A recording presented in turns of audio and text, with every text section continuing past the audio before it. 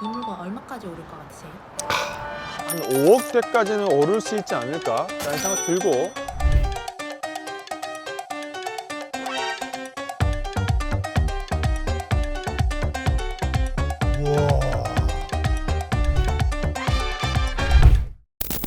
현재 성도의 힐스테이트 성도 더 테라스 경매 매물이 2개 나와 있는데요. 첫 번째 매물이 전용 평수 84제곱미터 25평형 2억 7천만 원까지 떨어져 있어요. 그러면 전용 84면 아파트 거의 33평형인데 33평형이 2억 7천만 원? 너무너무 저렴하잖아요. 그런데 놀라운 건 여러분, 이게 분양 평수가 몇 평인지 아세요? 무려 50평대예요. 또 그리고 이 정보지를 보면 방이 3개, 화장실 2개거든요. 신혼부부라든지 좀 시드머니 적으신 분들이 살기에는 너무너무 좋다. 그래서 아마 이거를 아시는 분들은 바로 단번에 눈치를 채셨겠지만, 여러분, 아파트는 아니에요. 솔직히 공법상으로 아파트는 아니고 아파텔이라고 부르는 단지입니다. 아파텔이 아니고, 아파텔은 뭐냐면 이게 딱 주위를 보면 지금 누가 봐도 아파트거든요. 그런데 공법상으로는 여기가 오피스텔이에요. 오피스텔은 원래는 상업용 시설인데, 그때 당시 청도에 상업용 시설보다는 주거용 물건이 수익률이 더 좋으니까 상업용 용지에 주거용으로 올리는 거예요. 여기서 그냥 오피스텔 상업용으로 올리지 않고 주거용으로만 올렸을 때는 세대수가 많이 나오지 않는데, 이렇게 지으면 세대수를 많이 뽑을 수가 있거든요. 그러면서 시행하는 사람은 수익이 늘어나는 거죠. 그래서 공법상으로 봤을 때는 상업용 시설인 오피스텔 사무실이지만 실제 사용되는 건 주거용으로 쓰고 있다. 그래서 아파텔이라고 하는 건데, 원래는 오피스텔에 바닥 난방이 안 돼요. 이런 아파텔들은 그래도 바닥 난방까지 다 돼 있어요. 그래서 여기를 아파트로 쓰고 싶은 사람은 쓸 수 있고, 사무실로 쓰고 싶은 사람도 쓸 수 있는 그곳 되겠습니다. 그리고 여기 단지 특이한 게 이렇게 각 세대마다 테라스가 이렇게 다 있거든요. 그래서 힐스테이트 성도 더 테라스고, 원래 이 단지의 분양 가격이 3억 후반대, 그리고 이 안쪽 단지의 저층부는 2억 후반대였기 때문에 지금 유찰된 가격들은 분양 가격보다 싼 거예요. 저도 처음 와봤거든요. 근데 생각보다 적용도 괜찮죠. 살기 딱 좋아 보이지 않아요? 분양표에서 50평이잖아요. 근데 관리비가 조금 많이 나오긴 해요. 50평 기준으로 관리비가 나와서 사람들이 좀 부담스러워 하는데, 관리비 많이 나오는 것보다 시세를 훨씬 더 싸게 사면 저는 주거용 오피도 나쁘지 않은 것 같은데, 어찌됐든 되게 조심스러운 건 오피스텔은 가격이 잘 안 올라요. 굉장히 오랜 기간 부동산 상승장의 제일 마지막에 올랐어요. 일단은 그러면 제가 부동산을 가서 요즘에 이게 분위기는 어떤지 한번 여쭤보려고 해요. 일단은 제가 성품으로 조사를 해본 결과 이게 한 6억, 7억 정도 가던 곳인데 지금 가격이 많이 빠져 있거든요. 매수세는 있는지, 그리고 전월세를 매입하고 전월세를 놓게 됐을 때 과연 놓을 수 있는지, 오피스텔과 아파트의 중간이잖아요. 그렇기 때문에 어떻게 핸들링하면 좋을지 등에 대해서도 한번 여쭤보고 의견을 남겨드릴 수 있도록 하겠습니다.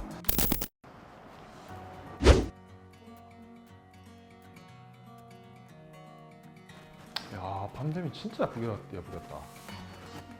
이게 차가 밤에 차 지나다니는 게 항상 예쁘더라고, 생각보다. 와, 방 조금만 볼게요. 이것도 뭐 그렇게 작아 보이진 않는데요?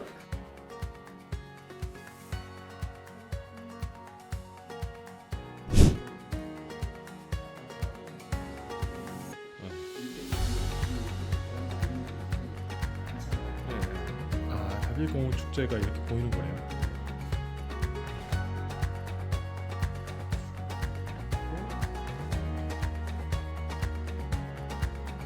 집 수리하다가 하나도 없겠네요.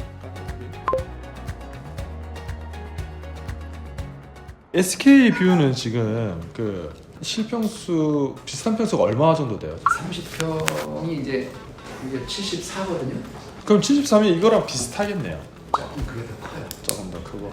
5억 후반대에서 6억 5천 사이. 6억 전후라고 보면 되겠네요. 6억이 대개 좀 넘는다고 보시면 돼요. 그러면 거의 2억 가까이 차이 나는 거네요. 근데 사장님 도대체 왜 이렇게 2억이나 차이 날 정도, 왜 그럴까요? 사장님 생각 어떠세요? 원정이 9억 8천에 팔렸다고. 네. 그때는 대출이 잘 됐어요. 왜냐면 그때는 여기가 KB 시대가 안 나와 있었고 기준 가격이 있잖아요. 공식대로 해서 나왔을 때는 많이 나왔고. 그 지난 정부였죠. 더군다나 지난 정부에는 아파트 규제를 심하게 했었죠. 대출이나 이런 것들이 까다롭게 했었고요. 또 집도 많이 소유할 수 없게끔 돼 있고 이렇게 됐었기 때문에 그때 대출이 잘 나왔던 거예요. 네. 근데 지금은 대출이 거꾸로 아파트는 잘 나오는데 여기는 안 나오는 거예요.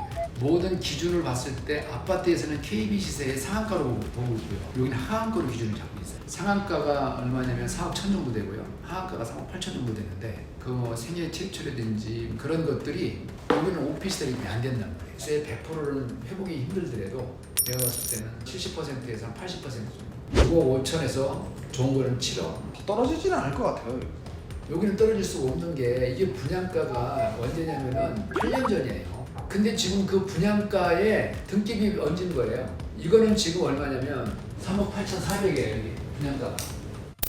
부동산 임장까지 마쳤어요. 실제로 매물 보니까 어때요? 그가 진짜 좋은 것 같아요. 좋죠. 생각보다 근데 이제 평수는 생각보다 작죠. 아파트는 보면 전용 면적이 있고 분양 면적이 훨씬 크잖아요. 주거용 오피스텔 아파트 같은 경우에는 전용 면적이 실제 면적이다. 아파트 84는 22평, 23평이지만 분양이 33평이지만 오피스텔은 84면 그냥 23평이 진짜 그냥 아파트에 그랑 똑같다. 그렇게 생각해야 될 것 같다. 이게 생각보다 작더라라는 느낌이 들었어요. 들어가서 얘기를 나눠보니까 여러 가지 말씀을 해주셨는데 제가 정리해서 다시 말씀을 드리면 원래는 여기가 처음에 분양할 때 당시에는 대출도 잘 나오고 이율도 낮아서 매매 가격이 6억, 7억, 높게는 9억까지 갔었대요. 최근에 이 부동산 시장이 안 좋고 대출이 좀 많이 안 나와서 이율이 높아서 현재 분양 가격까지 매매 가격이 거의 내려왔다. 그래서 부동산 사장님은 지금이 기회이지 않나 라고 말씀을 해주셨습니다. 먼저 102동 1907호 물건은 2억 7천까지 떨어져서 야 이거 진짜 싸다, 너무 싼 거 아니야? 라고 생각해서 왔는데 이 물건은 조금 투자하기 어려울 것 같아요. 근데 낙찰을 받는다면 3억 1천만 원 정도 받으면 그래도 핸들링이 될 것 같은데 기존의 낙찰 가격이 3억 6천대라 아마 낙찰받기 쉽지 않을 것 같고요. 저는 이 물건 말고 105동 3406호 현재 감정가 4억 8천짜리가 3억 3,800만 원까지 떨어져 있는데 이 물건은 3억 6천 정도에 받으면 괜찮지 않을까라고 생각을 하고 있습니다. 입찰기일이 많이 남아있는데 입찰을 한번 해볼까 싶은데 아마 영상이 나가는 순간 낙찰 못 받겠죠. 생각보다 아파텔 어때 보여요? 상업용 오피스텔 같아요? 아파트 같아요? 거의 아파트 같죠. 그래서 이런 매물은 어떻게 보면 주택 수요도 안 잡히게 세팅도 할 수 있기 때문에 내가 사는 곳은 사는 곳대로 하고 내 명의로 올바른 부동산 투자를 한다면 나쁘지 않을 것 같다라는 생각도 듭니다. 이 물건 얼마까지 오를까요? 개인적으로는 지금 이게 입주한 지 한 3년 반 정도 지났고 아까 차장님도 말씀하셨듯이 4년 전에 분양한, 즉 지금으로부터 따지면 8년 전에 분양했던 가격으로 급매로 나오는 건 4억에도 나왔어요. 그런다고 했을 때 지금 우리 건축 자재비가 20% 정도 인상됐다는 얘기를 하잖아요. 그냥 땅값이 떨어지는 것도 아니고 건설 공사비가 오른 상태로 있다면 이 가격 이하로는 떨어지지 않을 것 같고, 지금 이 물건 말고 바로 옆에 있는 SK 단지 같은 경우에 비슷한 평수가 한 6억 5천 전후한다고 합니다. 현재 가격은.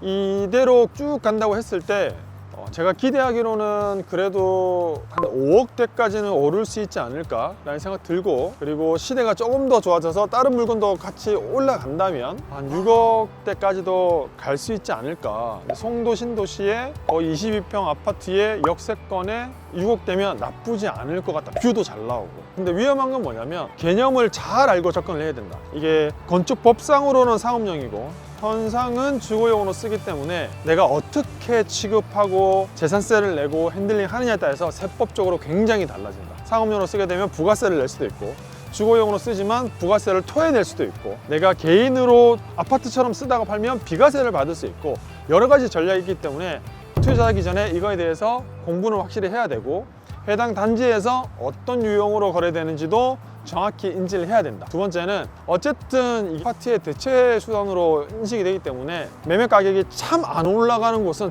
정말 안 올라갈 수 있기 때문에 오르지 않더라도 손해는 안 날 것 같아. 이런 생각으로 투자하는 건 좋지만 아파트 가격이 이 정도니 오피스텔은 당연히 오르겠지?